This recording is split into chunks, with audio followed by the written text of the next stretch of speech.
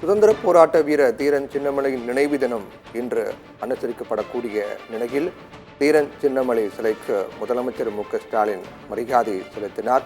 தீரன் சின்னமலையின் திருவுருவ சிலைக்கு அருகே கீழே வைக்கப்பட்டிருக்கூடிய உருவப்படத்திற்கு முதலமைச்சர் ஸ்டாலின் மலர் தூவி மரியாதை செலுத்தினார்.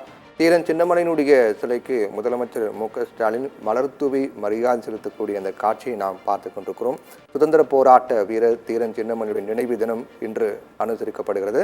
அதன் காரணமாக தமிழக அரசின் தரப்பில் அவருக்கு மரியாதை செலுத்தும் விதமாக இந்த நிகழ்வு என்பது மேற்கொள்ளப்பட்டு வருகிறது.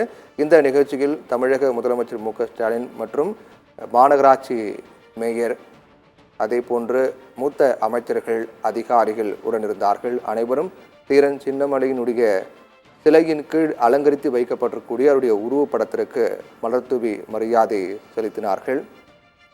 அதைத் தொடர்ந்து இன்றைய தினமானது தீரன் சின்னமலையினுடைய நினைவு தினம் அனுசரிக்கப்படுவதையொட்டி அமைச்சர்கள் அதிகாரிகள் உள்ளிட்ட பல முக்கிய நிர்வாகிகள் தீரன் சின்னமலையினுடைய திருவுருவ சிலையின் கீழ் வைக்கப்பட்டிருக்கூடிய அவருடைய உருவப்படத்திற்கு மலர்தூவி மரியாதை செலுத்தி வருகிறார்கள். சென்னை கிண்டியில் இருக்கக்கூடிய தீரன் சின்னமலையின் திருவுருவ சிலை அலங்கரிக்கப்பட்டிருக்கிறது. அதன் கீழே அவருடைய உருவப்படம் வைக்கப்பட்டு மலர்களால் அலங்கரிக்கப்பட்டிருக்கின்றன.